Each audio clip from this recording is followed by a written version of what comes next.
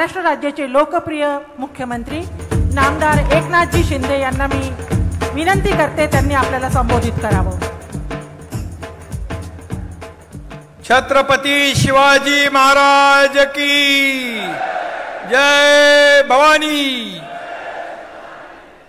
शासन आपल्या दारी या अतिशय महत्त्वाच्या अशा उपक्रमाला उपस्थित जिल्ह्याचे पालकमंत्री माझे सहकारी संजय राठोडजी, खासदार भावनाताई गवळी, आमदार भरतशेठ गोगावले, आमदार अशोक उईके, आमदार संजीव रेड्डी बोदुरकरवार, आमदार डॉक्टर संदीप दुर्वे, आमदार किरण नाईक, आमदार इंद्रनील नाईक, व्यासपीठावरील सर्व सन्माननीय मान्यवर, सर्व सन्माननीय अधिकारी आणि एवढ्या प्रचंड संख्येने उपस्थित सर्व बंधू भगिनी मातांनो, सकाळपासून आपण इथे उपस्थित आहात। इकडे बघितलं तर पूर्ण महिला, या शेवटच्या टोकापर्यंत महिला शक्ती, नारी शक्ती इकडे उपस्थित आहे। त्यांना मी मनापासून धन्यवाद देतो, आपले आभार मानतो। आणि इकडे सगळे आपले बांधव आणि भगिनी पण आहेत इकडे, आणि या सगळ्यांना भेटायला, आपल्याशी संवाद साधायला, आपलं दर्शन घ्यायला मी आलेलो आहे। खरं म्हणजे दसरा झाला आणि दिवाळी आता लवकरच एक नवा प्रकाश आपल्या आयुष्यामध्ये, जीवनामध्ये घेऊन येतोय। खऱ्या अर्थाने येणारी दिवाळी ही सगळ्यांना आनंदाची जावो, भरभराटीची जावो, आरोग्यदायी जावो, आणि म्हणूनच शासन आपल्या दारी म्हणजे यवतमाळकरांच्या दारी आम्ही घेऊन आलेलो आहे। मी तर माहिती घेतली की जवळपास 16 लाख लोकांची नोंदणी या शासन आपल्या दारी या कार्यक्रमामध्ये झालेली आहे। ही अतिशय विक्रमी नोंदणी आहे। एक मी एवढंच सांगतो की शासनाचे निर्णय, शासनाच्या योजना या प्रत्येक माणसाला, लाभार्थ्याला भेटल्या पाहिजे, ही आपली भूमिका, ही शासनाची भूमिका। परंतु या ठिकाणी काही वेळा चक्रा मारणं, खेटे मारणं, पाठपुरावा करणं, याला नंतर जाऊ दे, ही योजना सोडून देऊया, नको कटकट, असं करून लोक ती योजना सोडून देत होते। सरकारी काम आणि 6 महिने थांब हा शब्द आम्ही कापून टाकलेला आहे। कारण शेवटी हे राज्य आपल्या सर्वसामान्यांचं आहे, शेतकऱ्यांचं आहे, कष्टकऱ्यांचं आहे, कामगारांचं आहे, माझ्या माता भगिनींचं आहे, तरुणांचं आहे, सगळ्यांचं आहे। इथं दिव्यांग पण बसलेले आहेत। या दिव्यांगांना देखील मी मनापासून धन्यवाद देतो, त्यांनाही योजनांचा लाभ मिळणार आहे। आणि म्हणून मी आपल्याला एवढंच सांगेन, आज शेतकरी काही भागांमध्ये अडचणीत आहे, संकटात आहे, पण काळजी करू नका, हे तुम्हा शेतकऱ्यांचं राज्य आहे, हे कष्टकऱ्यांचं राज्य आहे। शेतकऱ्याला वाऱ्यावर सोडलं जाणार नाही। हा शेतकरी आपला अन्नदाता मायबाप आहे। आणि म्हणून आज आपल्याला मी सांगू इच्छितो, आपलं सरकार 6 वर्ष पूर्वी आपलं सरकार स्थापन झालं। पूर्वीचं काय झालं त्याच्यामध्ये मी जाऊ इच्छित नाही, परंतु आपल्या सरकारने नुकसान भरपाई दुप्पट केली। NDRFचे निर्णय बाजूला ठेवले, 2 हेक्टरची 3 हेक्टर केली। आपण सततच्या पावसामुळे होणारं नुकसान आपण कायमच्या नुकसान भरपाईमध्ये धरलं। 1 रुपयामध्ये पीक विमा देणारं हे देशातलं पहिलं राज्य आहे। केंद्र सरकारचे आदरणीय प्रधानमंत्री महोदयांची जी योजना आहे, वर्षाला 6,000 रुपये शेतकऱ्यांना देण्याचे, त्याच्यामध्ये आपल्या राज्याने देखील आणखी 6,000 रुपये टाकले आणि शेतकऱ्याला आता वर्षाला 12,000 रुपये मिळणार. बाकी तर योजना आहेत, मागेल त्याला शेततळ, ड्रीप इरिगेशन, बाकी जे जे काही जोडधंद्यासाठी लागणारं जे काय भाग भांडवल आहे ते देखील शेतकऱ्याला देण्याचा निर्णय सरकारने घेतलेला आहे. आणि खऱ्या अर्थाने शेतकरी संकटात येऊ नये, शेतकऱ्याने आत्महत्या करू नये, अशा प्रकारची भूमिका आणि भावना आपल्या सरकारची आहे. आणि म्हणून शेतकऱ्यासाठी जे जे काही करता येईल ते आपण करणार आहोत. त्याच्या काही मागण्या संजय राठोड यांनी आपल्या समोर ठेवलेल्या आहेत. मी आपल्याला एवढंच सांगतो की शेतकऱ्यांच्या शेत पिकाचे वन्य प्राण्यांमुळे होणारं नुकसान टाळण्यासाठी आपल्या जिल्ह्यामध्ये प्रायोगिक तत्वावर 21,000 शेतकऱ्यांना सोलर झटका मशीनचं वाटप करण्यात येईल. त्याचबरोबर 75 मॉडेल स्कूल जे आहे ती मागणी आपण, मला वाटतं मायनिंग मधून 1 कोटी रुपये प्रत्येक शाळेला ठेवलेले आहेत. 75 मॉडेल स्कूलला देखील या ठिकाणी आपण मान्यता देतो. शेवटी हा विद्यार्थी आपल्या देशाचं भवितव्य आहे आणि म्हणून चांगला विद्यार्थी घडवायचा असेल तर चांगल्या शाळा, चांगलं शिक्षण आवश्यक आहे. आणि म्हणून आपल्या राज्यातल्या शाळांचा दर्जा उंचावण्यासाठी शिक्षण विभाग अतिशय मेहनत घेतोय. केसरकर काम करतायत, उच्च शिक्षण मंत्री काम करतायत, जेणेकरून आपली शैक्षणिक व्यवस्था आपली इतर सगळ्यांपेक्षा चांगली असली पाहिजे. त्याचबरोबर शिक्षकांच्या रिक्त पदांचा विषय आपण घेतला. त्या ठिकाणी देखील स्थानिक पातळीवर मानधन स्वरूपामध्ये ही पदं भरण्यास तात्काळ जिल्हाधिकारी महोदयांनी कारवाई करावी आणि त्यात काय अडचणी असेल तर शासनाकडे पाठवा. क्रांतीसूर्य बिरसा मुंडा आदिवासी वस्तू संग्रहालयाच्या उभारणी करता या ठिकाणी 50 कोटी रुपयांची मागणी आहे. हे नक्की यामध्ये सकारात्मक विचार करून आपण या आदिवासी बांधवांचं दैवत बिरसा मुंडा याला देखील मी विनम्र अभिवादन करतो, वंदन करतो. त्याचबरोबर यवतमाळ जे समृद्धी महामार्ग जो आहे याला जोडण्याची मागणी आपली आहे. मी मगाशी भावनाताईला विचारत होतो किती किलोमीटर आहे? 80 किलोमीटर आहे. इकडून 40 समजा तर सह्याद यवतमाळला समृद्धीला जोडल्यामुळे तुमचं जाणं येणं सुकर होऊन जाईल, अतिशय जवळचा प्रवास होईल. तशा प्रकारचे आदेश मी संबंधित विभागाला देतो, MSRDCला, आणि आपल्याला देखील त्याचा फायदा होईल. वैद्यकीय महाविद्यालय या ठिकाणी रिक्त पद यावर देखील नक्की या DPDC मधून काय आपण हे करतोय का?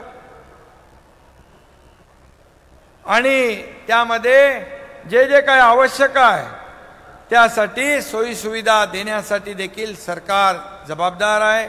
सरकारची जिम्मेदारी आहे आणि नक्की यामध्ये आरोग्य या सोयी सुविधा देण्यासाठी वैद्यकीय सोयी सुविधा देण्याचं काम सरकार करेल.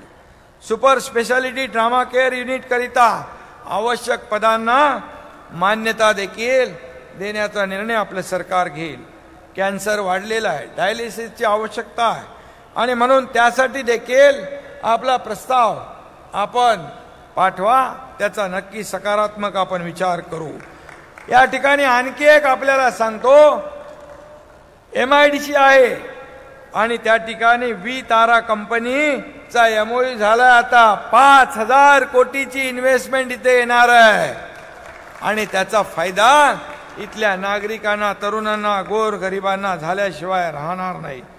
आणि म्हणून आरोग्याच्या दृष्टीने मी आपल्याला सांगू इच्छितो, आरोग्यामध्ये आता नागरिकांना चिंता करण्याची आवश्यकता नाही. महात्मा ज्योतिराव फुले योजना 1.5 लाखाची होती, ती आपण 5 लाखापर्यंत केलेली आहे. आणि श्रीमंतापासून गोर गरिबाला सगळ्यांना ती योजना लागू होणार आहे. आणि या पुढे जाऊन सरकारी हॉस्पिटलमध्ये एकही पैसा न भरता कॅशलेस सेवा सुरू करण्याचा निर्णय आपल्या सरकारने घेतलेला आहे. म्हणजे आपल्याला आता आरोग्याची चिंता तुमची सरकारने उचललेली आहे.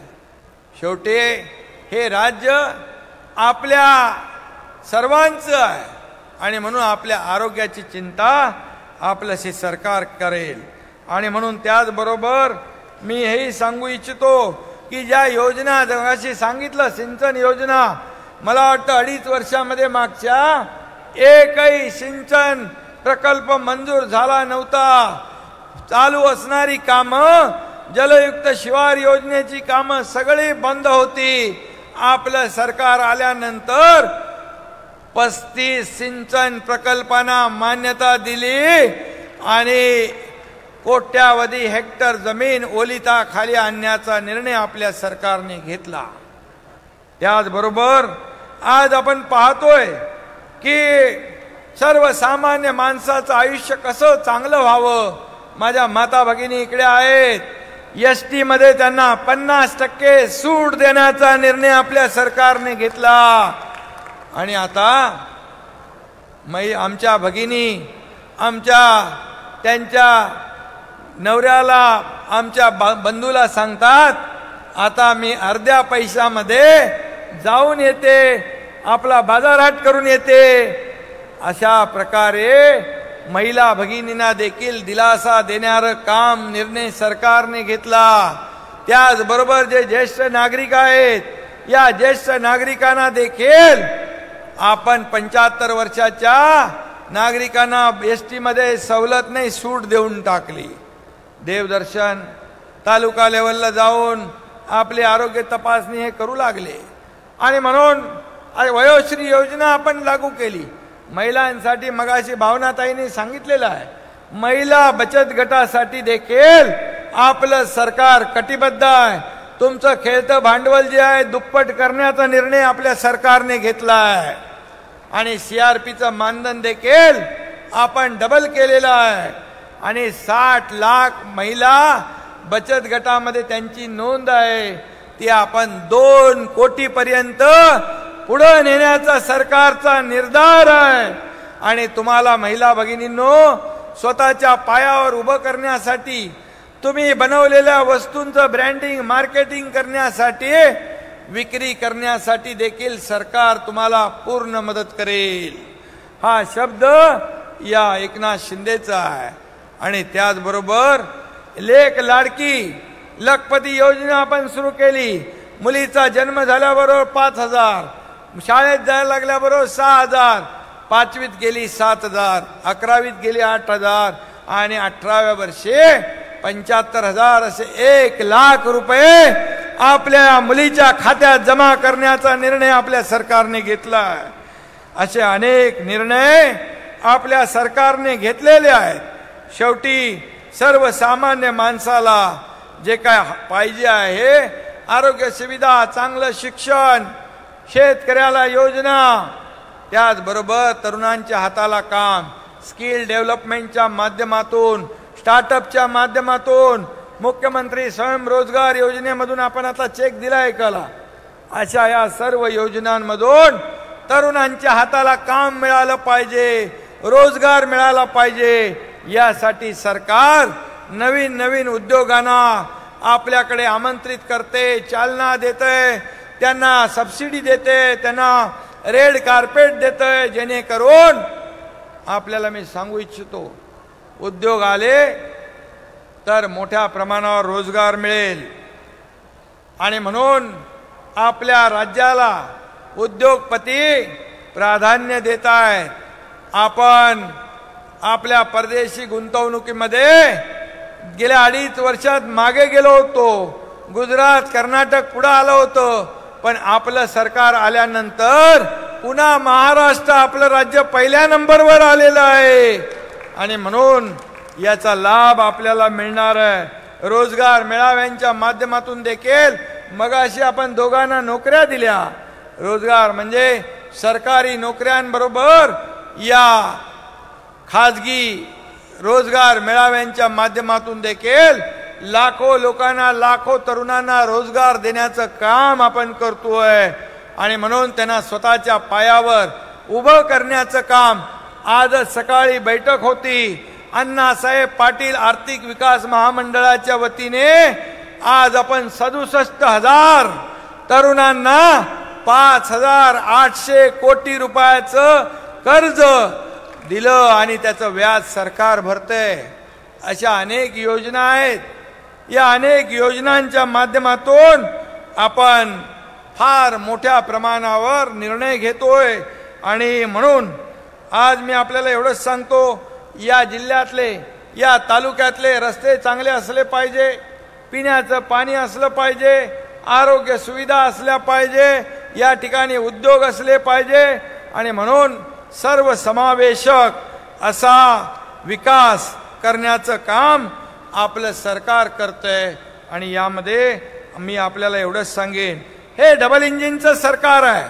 डबल इंजिनचं सरकार असल्यामुळे केंद्र सरकारकडून देखील आपल्याला खूप मदत होती आहे. परवा स्मृती इराणी ताई आल्या होत्या. त्या आपल्या महिला व बाल कल्याण मंत्री आहेत. त्यांनी एक केंद्राची योजना आपल्या ज्या माता भगिनी आहेत त्यांच्यासाठी सुरू केली. जे त्यांचं पोषण आहार असेल, म्हणजे आपली गर्भवती माता भगिनी, तिला 6,000 रुपये देण्याचा त्यांचा निर्णय त्यांनी घेतला केंद्र सरकारने. आणि आपल्या राज्यातले लाखो महिलांना त्याचा लाभ मिळणार आहे. आणि म्हणून असे केंद्र सरकारच्या योजना, आयुष्मान भारत असेल, अनेक योजना ज्या आहेत, या केंद्र सरकारने या राज्यासाठी आपल्याला जी मदत केली आहे. आणि म्हणून आदरणीय प्रधानमंत्री नरेंद्र मोदी साहेबांना देखील मी धन्यवाद देतो की या राज्याच्या सर्वांगीण विकासासाठी त्याने खूप मदत आपल्याला आणि अनेक योजनांच्या माध्यमातून आपल्याला मदत करण्याचा निर्णय घेतला आहे.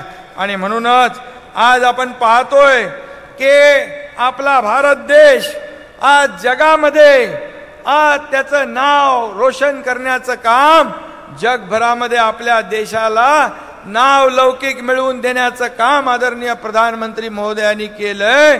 आणि म्हणून आपण ताठ मानेने कुठेही गेलो तर जगभरामध्ये भारत देशाचं नाव आदराने लोक घेतात.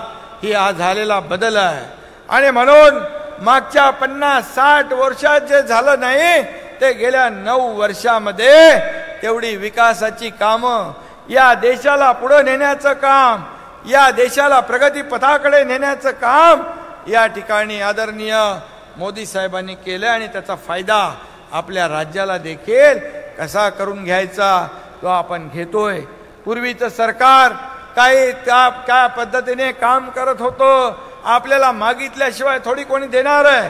आणि म्हणून आम्ही दिल्लीला जातो, योजनांची तिकडे जंत्री ठेवतो आणि त्या योजनांना मान्यता केंद्र सरकार देतं आणि आपल्याला त्याचा फायदा होतो. आम्ही त्यांना सांगितलं, परवाच्या कार्यक्रमामध्ये देवेंद्र फडणवीस साहेबांनी आणि मी सांगितलं, या दुष्काळग्रस्त भागामध्ये जे वाहून जाणारं पाणी, जिकडे दुष्काळ आहे, मराठवाडा, विदर्भ असेल, या ठिकाणी पाण्याचे वळतीकरणाचे प्रकल्प झाले पाहिजे, वॉटर ग्रीड झाले पाहिजे. आणि त्यासाठी राज्याच्या या प्रकल्पांना केंद्राचा देखील मदत पाहिजे आणि ती देखील देण्याचा निर्णय नक्की मोदी साहेब घेतील.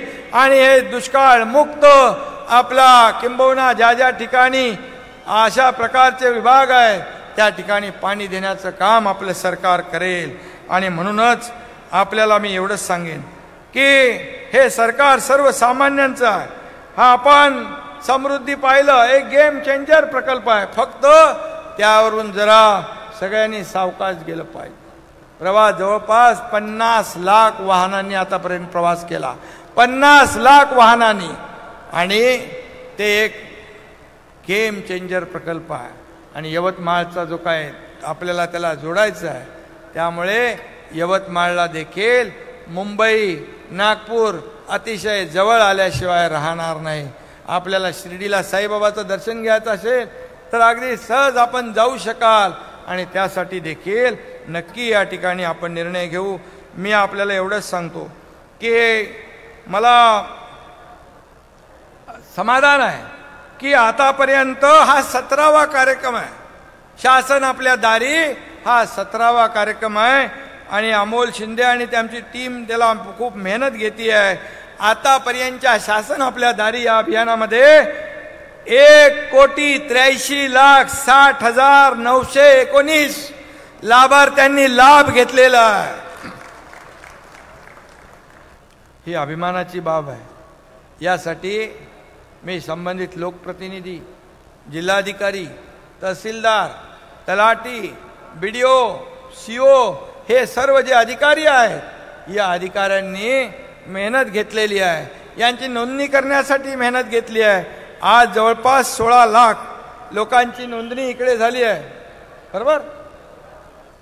आणि म्हणूनच अशा प्रकारची योजना राबवणारं देशातलं हे आपलं पहिलं राज्य आहे. शासन आपल्या दारीच आपल्याकडे येऊन योजनांचं वाटप करणं, निर्णय घेणं, आपल्या योजना आपला लाभ देणं. आणि म्हणून मला अनेक लोक सांगत होते की आज या कार्यक्रमामध्ये जे 16 लाख जवळपास 601 कोटी रुपयाचं ह्या योजनांना आपण वाटप केलेलं आहे. मगाशी आपण जे भूमिपूजन केलं ते किती 851 कोटी रुपयांच्या योजनांचं आपण इथून भूमिपूजन केलं. आणि म्हणून आपल्याला मी सांगेन की आजपर्यंत जे आम्ही निर्णय घेतले ते निर्णय लोकांच्या हिताचे निर्णय घेतले. स्वतःच्या हिताचा एकही निर्णय आम्ही घेतला नाही हे छाती ठोकपणे हा एकनाथ शिंदे आपल्या समोर सांगू इच्छितोय. आणि म्हणून सर्वसामान्य लोकांना आपल्या पायावर उभं करणं, त्यांच्या आयुष्यामध्ये चांगले दिवस आणणं, त्यांच्या आयुष्याला सुखी करणं हेच आमचं उद्दिष्ट आहे. आणि म्हणून या देशाला आत्मनिर्भर आणि सामर्थ्यशाली करण्याचं जे स्वप्न प्रधानमंत्र्यांचं आहे ते आपल्याला जे $5 ट्रिलियन आणि आपलं $1 ट्रिलियन उद्दिष्ट आपल्याला गाठायचं आहे. आणि त्यासाठी विकास महत्त्वाचा आहे, डेव्हलपमेंट महत्त्वाची आहे. आणि मी हेही सांगू इच्छितो, मी आज सकाळी एक बैठक घेतली मराठा समाजाच्या आरक्षणासाठी. आणि मी आपल्याला या ठिकाणी मी प्रेस कॉन्फरन्समध्ये पण सांगितलं की हा एकनाथ शिंदे खोटं बोलणार नाही, पण जे देईल ते टिकणारं देईल, ते फसवणारं देणार नाही. आणि म्हणून जे मराठा समाजाला जे आरक्षण आहे ते टिकणारं, नियमातलं, कायद्याच्या चौकटीत बसणारं देईल. म्हणून मी स्वतः त्या ठिकाणी आज बैठक घेतली, सगळ्या कमिट्या बनवल्या, प्रेस कॉन्फरन्स घेतली, सविस्तरपणे मी सांगितलं. फक्त माझी एवढीच विनंती आहे, आपण मराठा समाजाने, मराठा बांधव जे आहेत त्यांनी थोडा संयम बाळगणं आवश्यक आहे. काही गोष्टी असतात त्या आज कुणबी दाखल्यांचा विषय होता.